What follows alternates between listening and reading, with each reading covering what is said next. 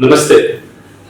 Heartbeat episode में आपका स्वागत है। आज हम लोग जो डिस्कस करने जा रहे हैं वो हार्ट के मरीजों में एक्सरसाइज करना है कि नहीं करना है। इसको लेके काफ़ी डिफरेंसेस रहते हैं। कुछ लोग बोलते हैं कि नहीं, आप सिर्फ बेसिक काम कीजिए और घर में रहिए, और मतलब खासकर बुजुर्ग लोगों के लिए। और कुछ लोग बोलते हैं कि नहीं, you can do your day to day activity without any difficulty. So इसमें एक्सरसाइज का क्या रोल रहता है जब आप मेडिसिन ले रहे हैं और जब आपका स्टेंटिंग हो चुका है। तो आपको ये बात समझनी है कि exercise is a pill mean एक तरीके की मेडिसिन है। अगर आप इसको लेते हैं तो बाकी मेडिसिन का डोज कम होता है, बाकी मेडिसिन का इफेक्ट ज़्यादा आता है और आप अपनी जो लाइफ को है और बेटर जी पाते हैं। पहला चीज़ है जो एक्सरसाइज को लेके जो डर रहता है कि अगर हम चलें और चलने के बाद में हमको सीने में भारीपन आ गया या स्टेंट किया तो स्टेंट रिलेटेड प्रॉब्लम आएंगे कि नहीं आएंगे। तो इस बारे में तर्क एकदम क्लियर है कि जितना आप एक्सरसाइज करते हैं उतना आपका सर्कुलेशन बेटर होता है।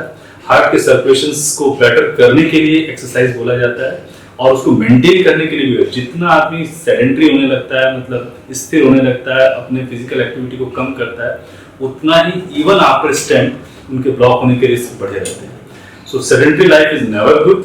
और जब आपका स्टेंट हो चुका है या बाईपास हो चुका है, ये एक तरीके का आपको ग्रीन सिग्नल है कि आप अपनी एक्टिविटी को वापस अपने उस लेवल पर लेकर जाइए जो आप स्टेंटिंग से पहले कर रहे थे।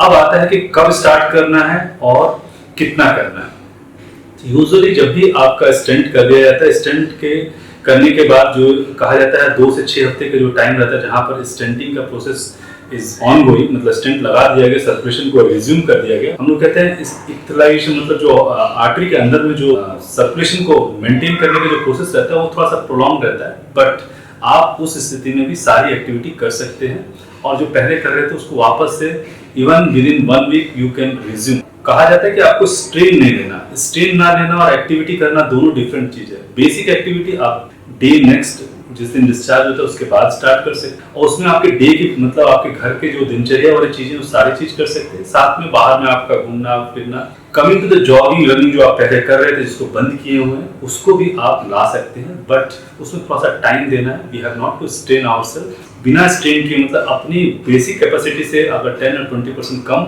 से स्टार्ट कीजिए एंड स्लोली ओवर 1 और 2 और 3 वीक्स में उसको बिल्टअप करके उस लेवल पर ला सकते हैं। ये हुआ स्टेंट वाले किए हुए मरीजों के लिए। और कभी कभी कॉम्प्लेक्स प्रोसीजर रहते हैं जिसमें आपका स्टेंटिंग के लोकेशंस बहुत डिफिकल्ट लोकेशंस, वहां पर कहा जाता है सारी चीज़ों को और धीरे धीरे करके लेके जाना, मतलब उसमें टाइम देना है। तो यूजुअली 6 हफ्ते के बाद most of things are totally settled. So आप अपनी फिजिकल एक्टिविटी को रिगेन कर सकते हैं after 6 weeks into that level what you are doing earlier. दूसरा होता है बाईपास। बाईपास के मरीजों में भी चलना फिरना उनके लिए काफी हेल्पफुल होता है, बिकॉज जब आप चलते हैं तो आपके पैर के मसल्स जो रहते हैं वो स्क्वीज करते हैं और वो आपके सर्कुलेशन को बढ़ाते हैं। पैर से ऊपर के जो सर्कुलेशन को लाने का काम जो रहता है वो काफ मसल का होता है। काफ मसल जो रहती है, काफ मतलब जो पैर की जो मसल्स रहती है, वो आप एक तरीके से हार्ट के सर्कुलेशन को हेल्प करती है। तो जैसे ही आप वॉकिंग करते हैं आप सर्कुलेशन को बढ़ाते हैं एंड सेम टाइम हार्ट को सपोर्ट करते हैं।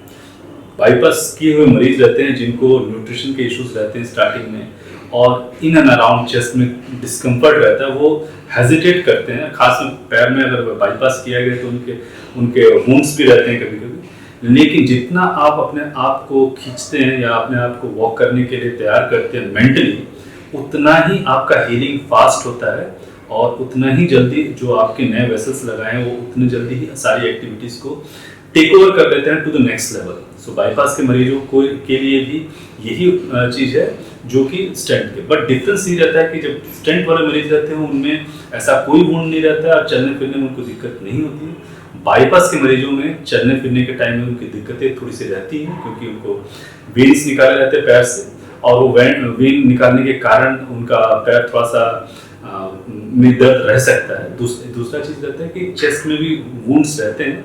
सो आप खांसते हैं या चलने के टाइम में मूवमेंट होता है तो थोड़ा पेन रहता है, लेकिन ये इनिशियल पेन ओवर द 1 और 2 वीक्स काफ़ी कम हो जाता है and you can enjoy full life and most of time आपके प्रॉब्लम धीरे धीरे करके कम होते हैं। सो बाईपास और स्टेंट के मरीज के लिए ये एक्सरसाइज इज अ पिल, मतलब एक तरीके की मेडिसिन है जिसको आपको रोजाना लेना है। रोजाना का मतलब जिस तरीके से आप खाना खाते हैं जिस तरीके से आप दवा लेते हैं उसी तरीके से स्पीड मतलब वॉकिंग या जॉगिंग जो भी करना चाहते हैं उसको करते हैं, तो ये आप अपने हेल्थ पर एक इन्वेस्टमेंट करते हैं, आपके stent as well as heart के अंदर में जो ब्लॉक्स हैं उसको घटाते हैं, उसके रिस्क को घटाते हैं।